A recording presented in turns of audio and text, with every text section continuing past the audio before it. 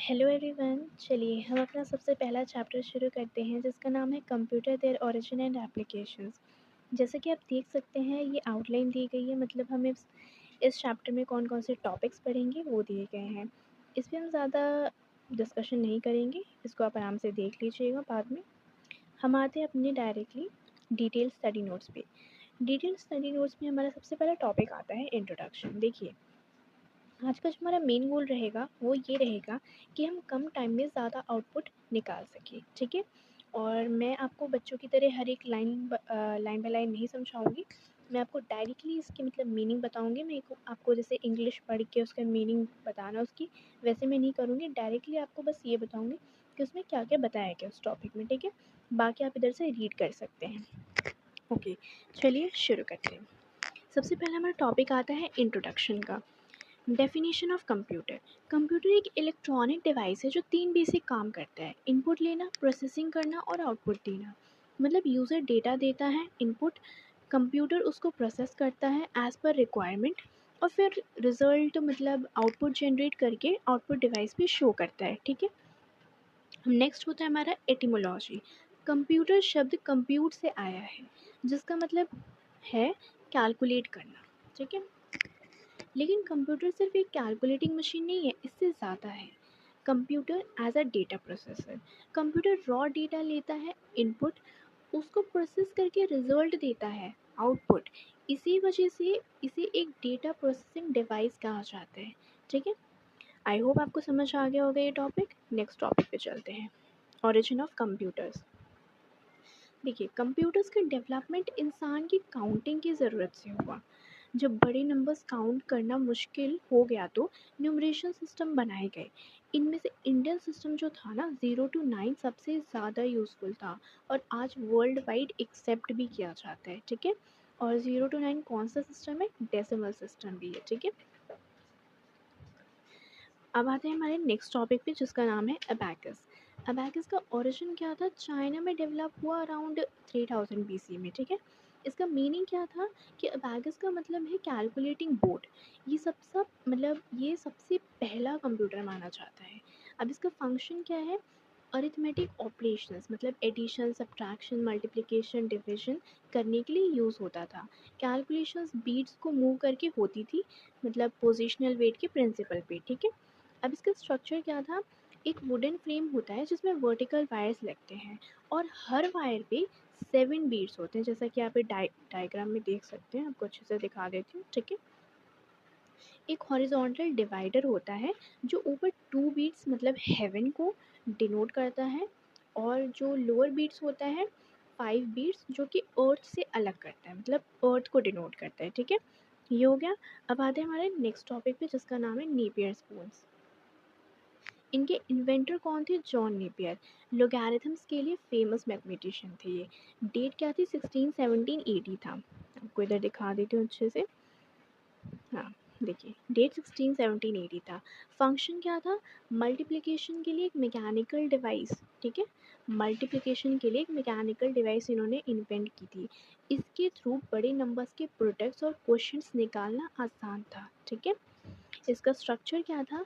11 roads का set होता था जिन्हें बोन्स बोला जाता था क्योंकि वो बोन या आइवरी से बने होते थे, ठीक है। अब आते हैं हम अपने नेक्स्ट टॉपिक पे जिसका नाम है स्लाइड रूल। इन्वेंटर कौन था? इंग्लिश मैथमेटिशियन ई गंटर। फंक्शन इनका क्या था? एडिशन, सब्ट्रैक्शन, मल्टीप्लिकेशन और डिवीजन, मतलब चारों अरिथमेटिक ऑपरेशंस सब कर सकता था। स्ट्रक्चर इसका क्या था? दो movable rulers side by side होते थे। रूलर्स पे नंबर्स के लोगैरिथम्स प्रोपोर्शनल डिस्टेंसेस पे लिखे होते थे, ठीक है। आई होप आपको समझ आ गया होगा। नेक्स्ट टॉपिक में चलते हैं। 1.2.4 पास्कल्स कैलकुलेटर पे आते हैं, ठीक है। इनके इन्वेंटर कौन थे? ब्लेज पास्कल, एक फ्रेंच मैथमेटिशियन। सिर्फ 19 साल की एज में बनाया था इन्होंने। और क्यों बनाया था? क्योंकि इनके फादर जो थे वो टैक्स कलेक्टर थे, ठीक है। अपने फादर के लिए उन्होंने बनाया था। अब इसका फंक्शन क्या था? ऐड और सब्ट्रैक्ट कर सकता था, ठीक है। उसके ऑपरेशन क्या थे कि गियर्स, व्हील्स और सिलेंडर्स के कॉम्बिनेशन से डायल करके ऑपरेट होता था, ठीक है। आई होप आपको समझ आ गया होगा। उसके बाद चलते हैं अपने 1.2.5, that is Leibniz multiplication and dividing machine में। इनके इन्वेंटर कौन थे? Gottfried Leibniz. Date around 1673। And function क्या था कि मैथमेटिकल कैलकुलेशंस ईजिली करने के लिए, मतलब ईजिली करने के लिए एक मैकेनिकल डिवाइस था ये ह्यूमन लेबर सेव करता था, ठीक है। नेक्स्ट आते हैं हमारे 1.2.6 डिफरेंस इंजन पे। इन्वेंटर कौन थे? Charles Babbage, father of the computer. Concept क्या था कि बैबेज ने रियलाइज़ किया कि सारे मैथमेटिकल कैलकुलेशंस को सिंपल रिपीटेड ऑपरेशंस में तोड़ा जा सकता है, जो एक ऑटोमेटिक मशीन कर सकती है, ठीक है। अब इसका फंक्शन क्या था कि फाइनाइट डिफरेंसेस मेथड यूज़ करता था, okay. It uses finite difference methods, okay. सिर्फ एडिशन की ज़रूरत होती थी, मल्टीप्लिकेशन और डिवीजन की ज़रूरत नहीं पड़ी थी, ठीक है, पड़ती थी। नोट अब इधर नोट करने की क्या बात है कि 1820s में स्टार्ट किया था, लेकिन 10 साल बाद इस प्रोजेक्ट को छोड़ दिया उन्होंने और एनालिटिकल इंजन बनाने लगे, ठीक है। मतलब नेक्स्ट अब हम जो पढ़ेंगे जो है एनालिटिकल इंजन, वो भी हमारे किसने बनाया? चार्ल्स बैबेज ने ही बनाया, ठीक है। इन्वेंटर कौन थे? चार्ल्स बैबेज का नेक्स्ट इन्वेंशन था। मॉडर्न कंप्यूटर का असली प्रेडिसेसर यही है, ठीक है। की फीचर इसके क्या थे कि स्टोर, एक मेमोरी यूनिट जहाँ नंबर्स और इंटरमीडिएट रिजल्ट्स सेव होते थे। मिल क्या था? एक प्रोसेसिंग यूनिट जहाँ अरिथमेटिक ऑपरेशंस परफॉर्म होती थी। डायरेक्ट मल्टीप्लिकेशन और डिवीजन प्लस एडवांस फंक्शंस जैसे conditional, branching, looping and parallel processing भी पॉसिबल था, ठीक है। इसका सिग्निफिकेंस क्या था? इसकी लॉजिकल जो स्ट्रक्चर वही थी जो मॉडर्न कंप्यूटर डिज़ाइन में यूज़ होती है, ठीक है। ऐसा ही उसका लॉजिकल स्ट्रक्चर था। अब आते हैं हम अपने नेक्स्ट टॉपिक पे जो है मैकेनिकल एंड इलेक्ट्रिकल कैलकुलेटर, ठीक है। Mechanical calculator early 19th century में डेवलप हुआ। 1960 तक हर टाइप के मैथमेटिकल कैलकुलेशंस के लिए यूज़ होता था, ठीक है। इलेक्ट्रिकल कैलकुलेटर क्या है? जब रोटेटिंग मैकेनिकल पार्ट्स को इलेक्ट्रिक मोटर से रिप्लेस किया गया ना, तब ये और एडवांस्ड बन गए, ठीक है। आई होप आपको समझ आ गया होगा। नेक्स्ट चलते हैं हम अपने मॉडर्न इलेक्ट्रॉनिक कैलकुलेटर पे, ठीक है। Modern electronic calculator early versions, ठीक है, अर्ली वर्जन्स में पढ़ते हैं कि 1960s में पहले इलेक्ट्रॉनिक कैलकुलेटर्स ट्यूब्स यूज़ करते थे और बल्कि होते थे, मतलब भारी और बड़े भी होते थे। बाद में ट्रांजिस्टर ने उन्हें छोटा और एफिशिएंट बनाया। अब आते हैं मॉडर्न फीचर्स पे। आज के कैलकुलेटर्स मैथमेटिकल फंक्शंस के अलावा डेटा स्टोर करते हैं और कुछ में कॉम्प्लिकेटेड कैलकुलेशंस के लिए प्रोग्राम भी बिल्ट इन होते हैं, ठीक है। अब अपने नेक्स्ट टॉपिक में चलते हैं जिसका नाम है हमारा, जैसे कि इधर आप देख भी सकते हैं, ये हमारा इलेक्ट्रॉनिक कैलकुलेटर ऐसा दिखता है। अब नेक्स्ट टॉपिक में चलते हैं जिसका नाम है हमारा कंप्यूटर जनरेशंस, ठीक है। देखो, कंप्यूटर का इवोल्यूशन ना 5 जनरेशंस में डिवाइड होता है। हर जनरेशन का फ़र्क उस टेक्नोलॉजी, मतलब स्विचिंग सर्किट से होता है। अब जैसे मैंने फर्स्ट जनरेशन कंप्यूटर से जो कि 1940 से 1956 तक चला था। इसकी की टेक्नोलॉजी क्या थी कि वैक्यूम ट्यूब्स थी। ये फ्रेजाइल ग्लास डिवाइस थी जो फिलामेंट्स यूज़ करके इलेक्ट्रॉनिक सिग्नल्स को कंट्रोल और एम्पलीफाई करती थी, ठीक है। अब आते हैं हमारे कैरेक्टरिस्टिक्स पे। बहुत बड़े साइज़ के एक रूम भर जाते थे, बहुत हीट जनरेट करते थे, एसी रिक्वायर्ड, ठीक है, मतलब alternating correct, sorry, not alternating correct, that is AC required, unreliable भी थे, ठीक है। एग्जाम्पल है, जैसे इधर एग्जाम्पल दिया हुआ है, ENIAC, electronic numerical integrator and computer, approx 30 tons weight और 18,000 वैक्यूम ट्यूब्स से। EDVAC, UNIVAC 1 भी इस जनरेशन के एग्जाम्पल्स हैं, ठीक है, जैसे कि आप इधर देख सकते हैं। अब आते हैं हमारे नेक्स्ट जनरेशन में, जो कि हमारा सेकेंड जनरेशन। इसकी की टेक्नोलॉजी क्या थी?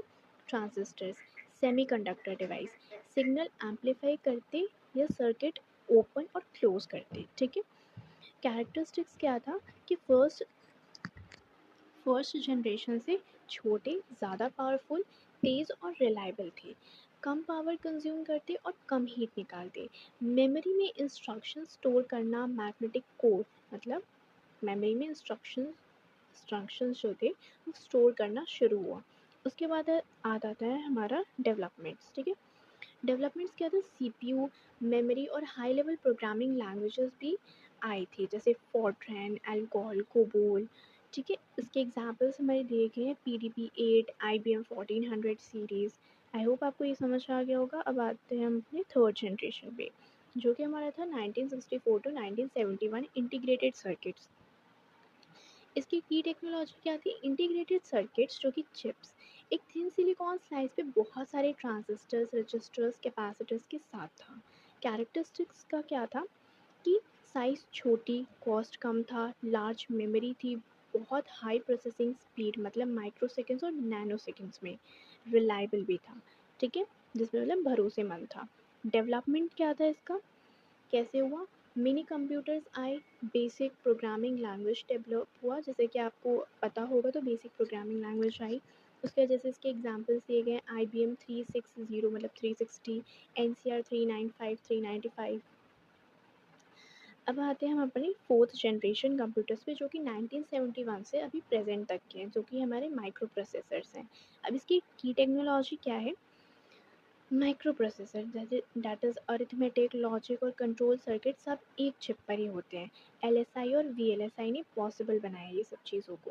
कैरेक्टरिस्टिक्स क्या होते हैं, जो पहले रूम फिल करता था अब हाथ में आ जाते हैं, मतलब जो पहले इतने बड़े बड़े रूम्स में आते थे कंप्यूटर्स, वो हमने पाम में आ जाते हैं, हमने हथेली में आ जाते हैं। ठीक है, माइक्रो कंप्यूटर्स और पर्सनल कंप्यूटर्स का युग शुरू हुआ था इसी टाइम पे। ठीक है, डेवलपमेंट क्या था, multi processing, multi programming, time sharing और कंप्यूटर नेटवर्क्स इवॉल्व हुए। एग्जाम्पल्स जैसे इधर दिए गए हैं आपको, Apple, Apple second, atelier 8800, okay.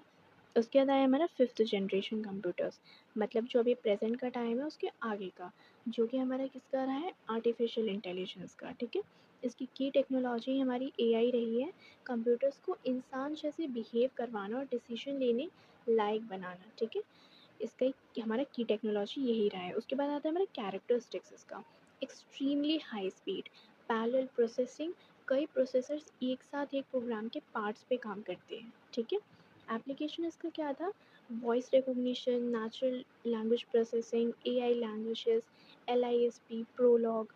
उसका फ्यूचर गोल क्या है, द फ्यूचर गोल भी दिया गया है कि नेचुरल स्पोकन लैंग्वेज में कम्युनिकेट करना, मतलब जैसे हम नॉर्मली ह्यूमंस नेचुरल लैंग्वेज में कम्युनिकेट करते हैं वैसे ही कम्युनिकेट करना। ठीक है, ह्यूज नॉलेज डेटाबेसेस स्टोर करना और ऑब्जेक्ट्स को ह्यूमन जैसे देखना और समझना। ठीक है, जैसे AI आजकल बहुत ज़्यादा ट्रेंड में चला है, तो बहुत सारे AI एप्लीकेशंस आए हैं। ठीक है, तो उसको आप एज एग्जांपल ले सकते हैं। ठीक है, इधर जैसे आपको टेबल 1.1 पे भी आपको दिया गया, इसको आप देख लीजिएगा। अब हम चलते हैं अपने नेक्स्ट टॉपिक पे, जो कि है हमारा computer system. Okay, computer system क्या था, computer system is equals to, हम कह सकते हैं कि एक ग्रुप ऑफ डिवाइसेस जो एक इंटीग्रेटेड यूनिट के तरह काम करते हैं। Okay, 1.4.1, how computers work, basic operations.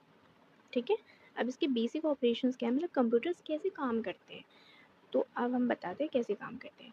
Computer चार बेसिक ऑपरेशंस करता है। पहला है इनपुट, डेटा और प्रोग्राम्स को कंप्यूटर में एंटर करना। ठीक है,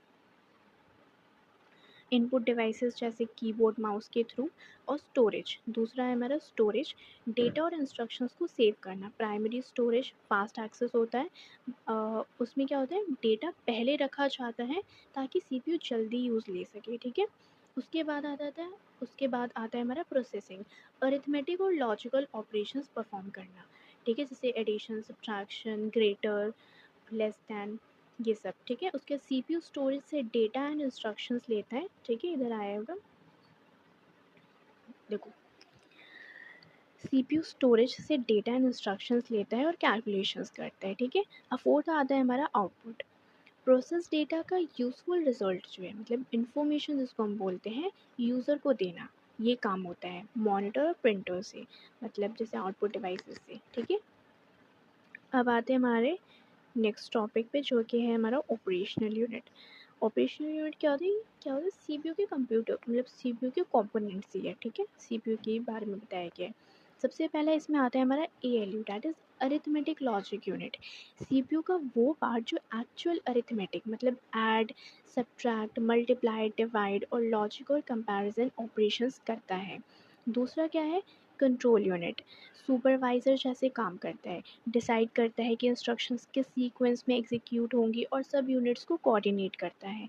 तीसरा है CPU, central processing unit. ALU और प्लस CPU मिलके CPU बनाते हैं, सॉरी गलती हो गई, ALU प्लस CU मिलके CPU बनाते हैं, मतलब अरिथमेटिक लॉजिक यूनिट प्लस में कंट्रोल यूनिट जो है मिलके वो सेंट्रल प्रोसेसिंग यूनिट बनाते हैं। कंप्यूटर का ब्रेन जिसको कहा जाता है CPU, जो मेजर डिसीजंस लेता है और कंट्रोल करता है। ठीक है, अब हम चलते हैं अपने नेक्स्ट टॉपिक पे जिसका नाम है सिस्टम यूनिट। देखो, सिस्टम यूनिट के कई पार्ट्स हैं, उसमें से सबसे पहला पार्ट आता है हमारा पोर्ट्स एंड कनेक्टर्स। कनेक्टर्स जो कंप्यूटर को पेरिफेरल्स और डिवाइसेस से, मतलब पेरिफेरल्स या डिवाइसेस से कनेक्ट करते हैं, जैसे USB हो गया, HDMI हो गया, एक्सेट्रा। उसके बाद आता है हमारा power supply. House hold AC को, मतलब हाउस होल्ड ऑल्टरनेटिंग करंट को कंप्यूटर की यूजेबल, मतलब जो कि डायरेक्ट करंट जो है वोल्टेज में कन्वर्ट करता है, ठीक है, DC में कन्वर्ट करता है। उसके बाद आता है हमारा मदरबोर्ड। मेन सर्किट बोर्ड होता है जिसमें CPU, मेमोरी और पेरिफेरल्स कनेक्ट होते हैं। सिस्टम का बैकबोन होता है, ठीक है, इसको एज अ बैकबोन समझ लीजिए। उसके बाद आता है हमारा next topic von Neumann architecture. Von Neumann architecture मतलब इसमें क्या होता है, इसका कॉन्सेप्ट क्या था, स्टोर्ड प्रोग्राम कॉन्सेप्ट था इसका, ठीक है। इसके इन्वेंटर कौन थे, जॉन वॉन न्यूमैन। इसका कोर कॉन्सेप्ट था स्टोर्ड प्रोग्राम कॉन्सेप्ट। डेटा और इंस्ट्रक्शंस दोनों सेम मेमोरी में स्टोर होते हैं, ठीक है, दोनों सेम मेमोरी में स्टोर होते हैं। इसका स्ट्रक्चर क्या था कि मेमोरी बॉक्स, इनपुट और आउटपुट सिस्टम, ALU और कंट्रोल यूनिट, प्रोसेसर बॉक्स जिसमें कंट्रोल यूनिट और ALU होता है। मेमोरी से जो बाई डायरेक्शनल एरोज CPU को डेटा और इंस्ट्रक्शंस प्रोवाइड करते हैं। CU ALU को डायरेक्ट करता है, इनपुट आता है, आउटपुट निकालता है। ओके, जैसे कि इधर आप डायग्राम में भी देख सकते हैं, ठीक है। आई होप आपको समझ आ गया होगा। अब नेक्स्ट टॉपिक पे चलते हैं जिसका नाम है हमारा 1.4.5, that is classification of computers, मतलब कैपेसिटी के हिसाब से हमने इसको क्लासीफाई किए है, ठीक है। इसमें आता है सबसे पहला माइक्रो कंप्यूटर्स जिसको हम PCs भी बोलते हैं। ये स्मॉल इनएक्सपेंसिव पर्सनल यूज़ और माइक्रो प्रोसेसर, रोम, रैम, यही सब होते हैं इनमें, ठीक है। मिनी कंप्यूटर्स होता है माइक्रो से ज़्यादा फास्ट और स्टोरेज होता है, मतलब मल्टी प्रोग्रामिंग सपोर्ट होता है, ठीक है। उसके बाद आता है हमारा मीडियम साइज़ कंप्यूटर्स, स्मॉल से बड़ा एक्सपैंड कर सकते हैं डिवाइसेस ऐड करके। उसके बाद आता है हमारा large computers, high flexibility and speed होती है इनकी नैनो सेकेंड्स में, ठीक है, स्पीड इनकी नैनो सेकेंड्स में होती है। उसके बाद आता है हमारा मेन फ्रेम कंप्यूटर्स, मतलब ह्यूज होते हैं, मल्टी यूज़र सिस्टम्स होते हैं, मिलियंस ऑफ इंस्ट्रक्शंस हम मतलब पर सेकंड डाल सकते हैं, काफ़ी मतलब लाखों इंस्ट्रक्शंस हम पर सेकंड डाल सकते हैं। लार्ज ऑर्गेनाइजेशंस यूज़ करते हैं, एयरलाइन, मतलब इनका यूज़ कहाँ होता है, लार्ज ऑर्गेनाइजेशंस में, जैसे एयरलाइन रिजर्वेशंस एक्सेट्रा। उसके बाद आता है हमारा सुपर कंप्यूटर्स, सबसे बड़ी और फास्टेस्ट मशीन्स हैं, मतलब weather forecasting, climate research, molecular modelling, ठीक है, जैसे इधर आपको दिया गया है। ओके, एग्जाम्पल है इंडिया का Param supercomputer by CDAC। Okay, उसके बाद आता है हमारा next topic classification by technology. अब टेक्नोलॉजी के बेसिस पे हमें क्लासिफिकेशन किया है। पहला आता है हमारा एनालॉग कंप्यूटर्स। एनालॉग कंप्यूटर्स क्या होते हैं, कंटिन्यूसली वेरिएबल क्वांटिटीज़ को हैंडल करते हैं, जैसे वोल्टेज एक्सेट्रा। अप्रॉक्सीमेट रिजल्ट आता है हमारा, ठीक है, मतलब एक होता है एग्जैक्ट नहीं आता, अप्रॉक्सीमेट आता है। डिजिटल कंप्यूटर्स क्या होता है, डिस्क्रीट वैल्यूज़ होती है, इधर दिया गया है डिस्क्रीट वैल्यूज़, मतलब ज़ीरो और वन पे काम करते हैं, एक्यूरेट काउंटिंग और प्रोसेसिंग होती है इनकी। उसके बाद आता है हमारा हाइब्रिड कंप्यूटर्स। हाइब्रिड कंप्यूटर्स मतलब एनालॉग प्लस डिजिटल का कॉम्बो होता है, ठीक है, एनालॉग प्लस डिजिटल का कॉम्बो होता है। मेजरमेंट और लॉजिकल प्रोसेसिंग दोनों फॉर स्पेशल पर्पज़ के लिए होती है, ठीक है। उसके बाद आता है हमारा इंटीग्रेटेड सर्किट्स। अब इसकी डेफिनेशन दी गई है कि आईसी मतलब इंटीग्रेटेड सर्किट या चिप एक इलेक्ट्रॉनिक सर्किट होता है जिसमें थाउजेंड्स और मिलियंस कंपोनेंट्स मतलब ट्रांजिस्टर्स, डायोड्स, रेजिस्टर्स एक सिंगल फिजिकल कंपोनेंट में इंटीग्रेटेड होते हैं, ठीक है। जैसे इसका एग्जांपल दिया गया है माइक्रो प्रोसेसर, एक आईसी मतलब इंटीग्रेटेड चिप, इंटीग्रेटेड सर्किट जो कंप्यूटर का सारा इंफॉर्मेशन प्रोसेस करता है, ठीक है। उसके नेक्स्ट टॉपिक आता है हमारा electronic circuits, basic components. Electric circuit होता है हमारा, इलेक्ट्रिक सर्किट एक अनब्रोकन लूप होता है, मतलब एक unbroken loop of conductive material जैसे इलेक्ट्रॉन्स कंटिन्यूस फ्लो करते हैं, ठीक है। जैसे इसके कंपोनेंट्स दिए गए हैं, ट्रांजिस्टर स्विच जैसा होता है, इलेक्ट्रिसिटी ऑन और ऑफ करे मतलब करे या करंट एम्पलीफाई करे मतलब एम्पलीफाई का मतलब क्या होता है, अप एंड डाउन करना, ठीक है, कम या ज़्यादा करना, ऐसे होता है। रजिस्टर करंट फ्लो लिमिट करता है, मतलब करंट का जो फ्लो है उसको लिमिट करता है, रोकता है। कैपेसिटर क्या होता है, इलेक्ट्रिसिटी कलेक्ट करके, जो इलेक्ट्रिसिटी है उसको कलेक्ट करके शॉर्ट बर्स्ट में रिलीज़ करता है, ठीक है। मतलब इलेक्ट्रिसिटी उसके अंदर काफ़ी सारी होती है, उसके बाद उसको शॉर्ट बर्स्ट्स में रिलीज़ करता है जब उसको ज़रूरत होती है। डायोड क्या होता है, एक डायरेक्शन में करंट पास करने देता है, दूसरी डायरेक्शन में रोकता है कंडीशंस के हिसाब से, मतलब जैसे कंडीशन उसको दी जाएगी वैसे ही वो काम करता है, ठीक है। आई होप आपको ये समझ आ गया होगा। नेक्स्ट टॉपिक पे चलते हैं जो कि हमारा है 1.5.2 the transistor versus the vacuum tube, ठीक है। इसमें क्या है कि क्यों ट्रांजिस्टर वैक्यूम ट्यूब रिप्लेस हुआ, मतलब क्यों ट्रांजिस्टर ने वैक्यूम ट्यूब से रिप्लेस किया, ठीक है। वैक्यूम ट्यूब की जगह क्यों ट्रांजिस्टर्स आए। वैक्यूम ट्यूब्स बहुत हीट जनरेट करते थे और जलते रहते थे लाइक बल्ब, साइज में बड़े और स्लो थे, रिलायबिलिटी लो थी, जैसे ENI AC में 18,000 ट्यूब्स थे, ठीक है, जो बार बार बर्न आउट होती थी। ट्रांजिस्टर 1947 में आया, छोटा, फास्ट, रिलायबल और इफेक्टिव था, इसलिए रिवॉल्यूशन आया, ठीक है। उसके बाद आता है हमारा नेक्स्ट टॉपिक जो कि है हमारा ऑपरेटिंग सिस्टम, ठीक है। ऑपरेटिंग सिस्टम में सबसे पहले हमारे आते हैं डेफिनेशन। डेफिनेशन है कि ऑपरेटिंग सिस्टम एक प्रोग्राम है जो यूज़र और कंप्यूटर हार्डवेयर के बीच इंटरफेस का काम करता है, ठीक है। अब इसका पर्पस क्या होता है, इसका पर्पस है यूज़र को एक ऐसा एनवायरनमेंट प्रोवाइड करना जहाँ प्रोग्राम्स कन्वीनियंट और एफिशिएंट तरीके से एग्जीक्यूट हो सके। ओएस सिस्टम रिसोर्सेज जैसे सीपीयू, मेमोरी, आईओ मैनेज करता है, ठीक है, मतलब आईओ क्या होता है, इनपुट आउटपुट मैनेज करता है। उसके बाद आता है हमारा बूटिंग अप। बूटिंग अप क्या होता है, जब कंप्यूटर ऑन होता है तो ऑपरेटिंग सिस्टम लोड होना चाहिए, इस प्रोसेस को बूटिंग कहते हैं, ठीक है, इसी प्रोसेस को बूटिंग कहते हैं। बूटिंग के दौरान एक पोस्ट मतलब power on self test, POST का मतलब क्या होता है, पावर ऑन सेल्फ टेस्ट होता है जो कंपोनेंट्स चेक करता है, ठीक है। उसके बाद हमारा एग्जांपल आता है दैट इज़ MS-DOS। एग्जांपल्स के दिए गए हैं MS-DOS, Windows 9598, XP7, Apple's Mac operating system, Unix, Windows NT etcetera, ठीक है। अब आते हैं हमारे next topic that is current applications of computer. आज के ज़माने में कहाँ यूज़ होते हैं, बस यही इसमें बताया गया है। तो कंप्यूटर्स बहुत फील्ड में यूज़ होते हैं, ठीक है, दे दिया है। बैंकिंग में यूज़ होते हैं, मतलब कंप्यूटराइज सिस्टम बैंकिंग को फास्ट और यूज़र फ्रेंडली बनाते हैं। ऑनलाइन बैंकिंग से balance check, bill payments etcetera possible है। उसके बाद आता है हमें traffic light control, traffic signals को प्रोग्राम करके कंट्रोल करते हैं। Efficient traffic management. उसके बाद स्पोर्ट्स आता है, प्लेयर रिकॉर्ड्स, स्कोर ट्रैकिंग और वर्चुअल प्लेइंग फील्ड्स, जैसे वीडियो कैमरास और 3D प्रोग्राम्स ट्रेनर्स को प्लेयर मूवमेंट एनालाइज करने में मदद करते हैं, ठीक है। स्कूल्स एंड कॉलेजेस का क्या होता है, स्टूडेंट रिकॉर्ड रखना, बजट मैनेज करना, मल्टीमीडिया टीचिंग, ऑनलाइन हेल्प और ऑनलाइन कोर्सेज, एंटरटेनमेंट मतलब games, music, videos, major entertainment source, agriculture, farmers, market prices, farming techniques होती है, वेदर इन्फो कलेक्ट करना मतलब वेदर की इंफॉर्मेशन कलेक्ट करना, डिसीजंस ले सकते हैं, ऐसे होता है, ठीक है। हेल्थ केयर में क्या होता है कि हॉस्पिटल इंफॉर्मेशन सिस्टम मतलब हॉस्पिटल की इंफॉर्मेशन को रखना एडमिनिस्ट्रेटिव एंड क्लिनिकल मैनेजमेंट के लिए, मेडिकल डायग्नोसिस और सर्जरीज में भी यूज़ होते हैं बहुत बार तो, ठीक है।